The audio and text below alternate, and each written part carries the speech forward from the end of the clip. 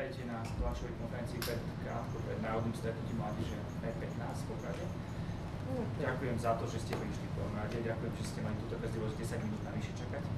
Nebudem zbytočne rozprávať, poprosím rovno Ondreja, otca Ondreja, ale ešte predtým, ak dovolíte, privítam našho hlavného hostia, pána primátora Arasu Šlager na tejto tlačovej konferencii. Ondreja Krvalovú, hlavného zodpovedného za celú P15. Moje meno poznáte, stretávate sa s ním už posledný rok a pol, ak nie je na tejto menovke. Moje meno je Lipier Michal. Začal by som možno tak troška netradične, ale poprosil by som Ondreja o to, prečo vôbec KVSK išla do takéhoto projektu a prečo práve v Poprade. No, projekt nadväzuje na Svetové dni mládeže, ktoré spustil Svätý otec Ján Pavol II v roku 1984, čiže už je to vyše 30 rokov tradícia a neskutočne sa ujali, sú s periodicitou každé 3 roky.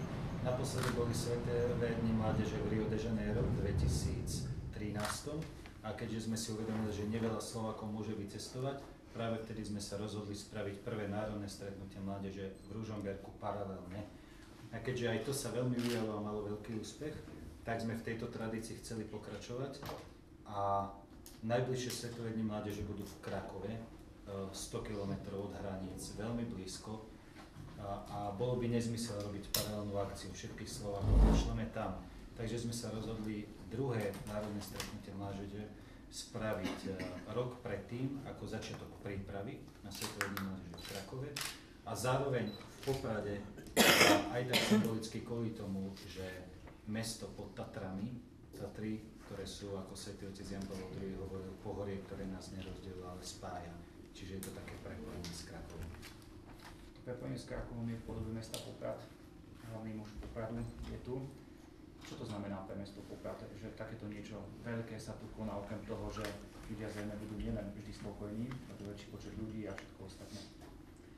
No, myslím si, že je to veľká udalosť pre mesto Poprad. Mesto Poprad sa stáva hlavným mestom mládeže Slovenska v súčasnosti. Som veľmi rád, že títo mladí ľudia, čo mám avizované v počte viac ako 3000, príde do Popradu a spoznajú naše mesto. Jeden slávny muž povedal, neviem, čo bude v budúcnosti, ale viem, komu patrí. Táto budúcnosť patrí mladým ľuďom a som veľmi rád, že prídu do Popradu. Okrem toho, že prídu do Popradu, navštívia určite aj viaceré miesta, ktoré sú možno že okolo, ale iba tým, že prídu postupne.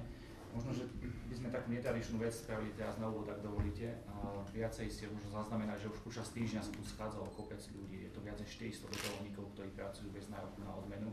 A možno, že aj prostredníctvom vás by sme im chceli takto formou poďakovať, že prispeli tou svojou pomocou.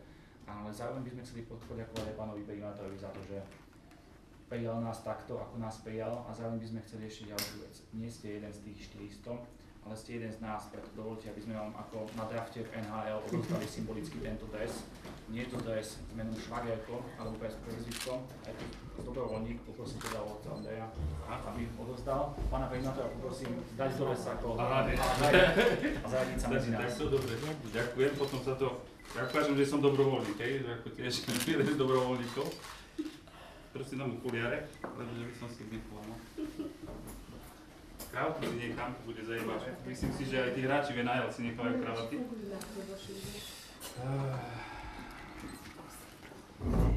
Myslím, že si dám správne. No, možno som aj stihlejšie. Takže pán primátor už patrí medzi nás.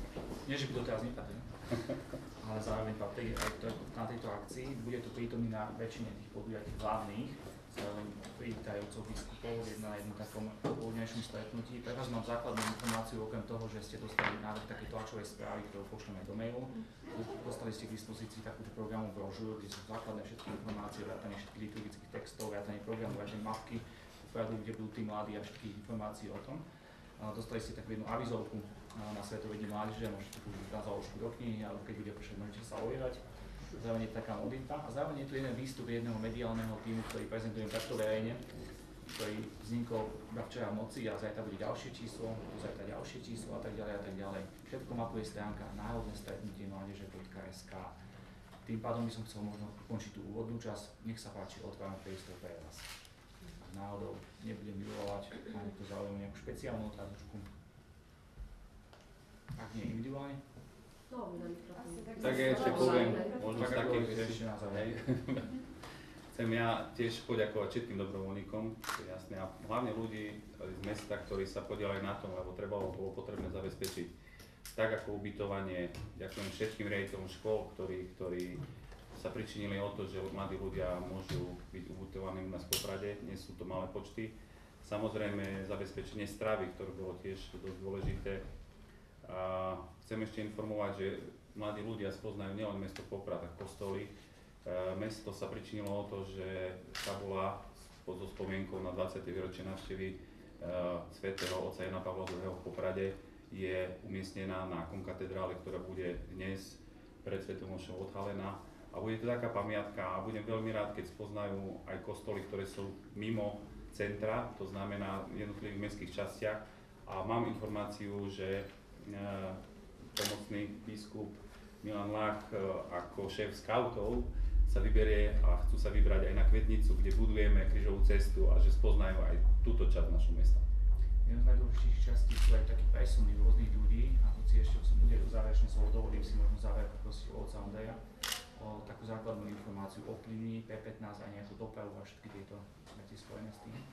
My sa snažíme, aby ľudia boli v celom meste, aby boli doslova všade.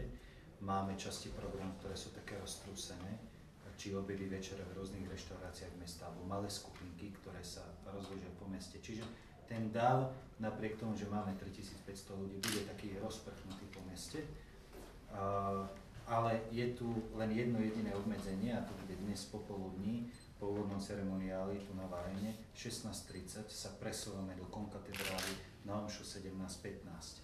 A počas tohto presunu ten dáv ide jedno liato a bude sa musieť presunúť okolo toho najväčšieho kruhového objazdu, takže vtedy možno na 15-20 minút v spolupráci s mestskou štátnou políciou, ktorá nám vychádza v ústrety, sa zastaví trošku premávka na Štefánikovej ulici, prejde ten dáv cez kruhový objazd mestskému úradu a už ďalej do konkatedrále, takže tam na chvíľočku bude zastavenie. Inak nemáme obmedzenia, bude zvýšený pohyb mladých po meste, ale nemal by nejako obmedziť dopravu v meste.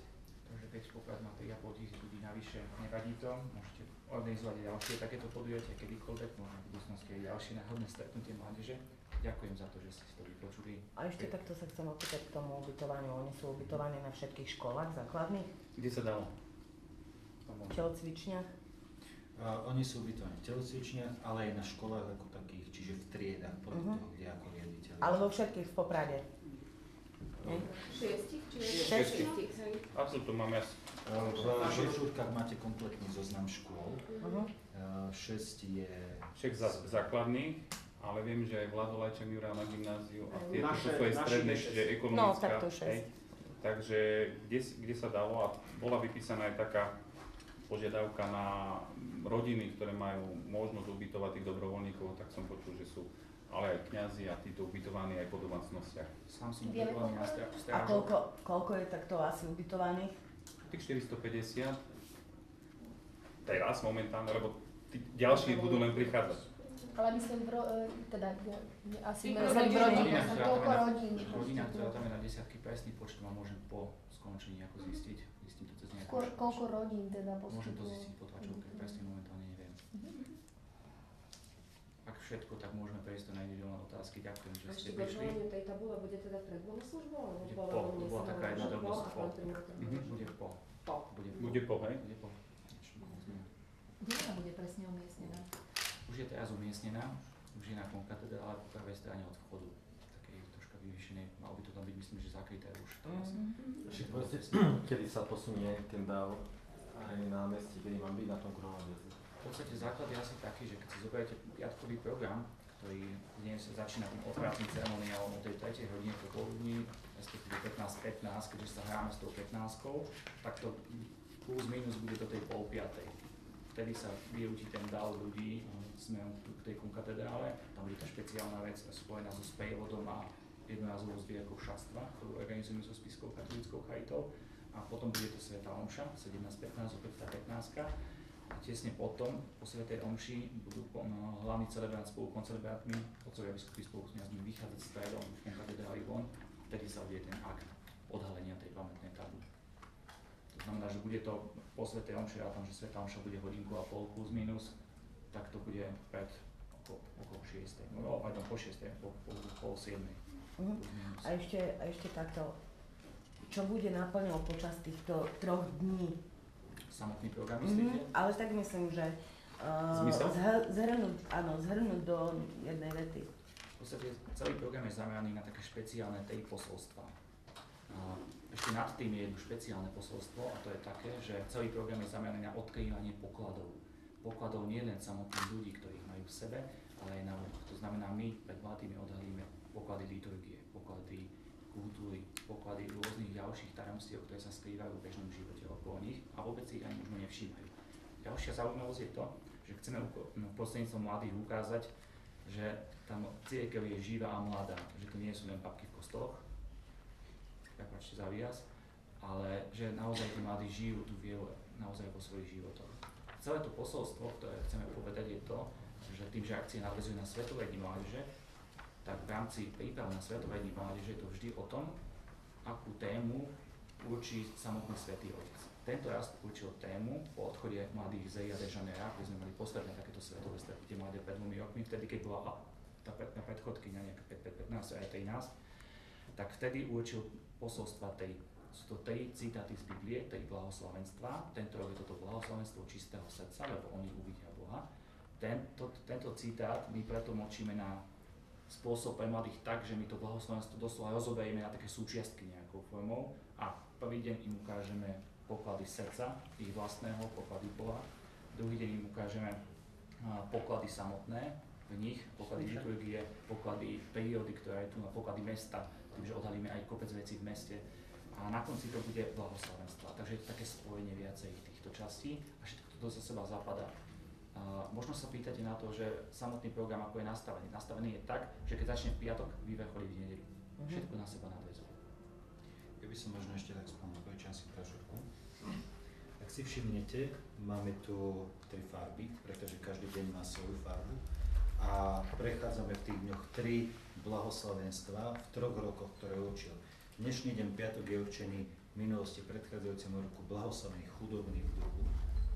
A tam je napríklad aj tá zbierka šatstva v tom a rôzne veci, ktoré na to nadväzujú. Zajtrajší deň je blahoslavený čistého srdca, lebo oni uvidia Boha, to je ten deň pokladu hlavný. A posledný deň je už zameraný na Krakov, na budúci rok, pozrieme do budúcnosti a tam je blahoslavený milosrdný, lebo oni dosiahnu milosrdenstvo. A to bude deň aj venovaný milosrdenstvo a tejto téme. S tým súvisí aj to, že my sme vlastne posolstvo toho pápeža blahoslavený čistého srdca, preto môžeme do duchovnej prípravy čistý rok. A keď sa skončí celé toto podujatie, nadviaže na to milosrdný rok. To je vlastne ďalšie posolstvo blahoslavený milosrdný. Prirodzene na seba keby nadväzuje a symbolicky sa tým pripájame k mladým celého sveta, ktorí sa rovnako pripravujú na to stretnutie. Možno to súvisí iba s jednou vecou a niektorí ľudia kritizujú, že je to iba nejaké víkendové stretnutie. Nie je to tak, je to celoročná príprava, ktorá vyvrcholí tým víkendovým stretnutím pre tých mladých. Ja ešte sa vrátim troška k tej tabuli, lebo neviem, či všetci viete, tá tabula, to je dar mesta, ktorý budeme ešte schváľovať na zastupiteľstve, ale chváľne bolo, že sa vyrobila a momentálne je umiestnená na konkatedrále právo odchodu, ale s tou tabulou som bol v Levoči, kde bol kardinál Dziwisz, ktorý bol 40 rokov blízkym spolupracovníkom svätého Jana Pavla II. A on ju požehnal pri príležitosti návštevy Levoče ako putnického miesta a liturgie, ktorá sa bola v nedeľu plánovaná. Takže táto tabula teraz bude vlastne odhalená pri tej príležitosti na konci svätej omše. Ak dovolíte posledná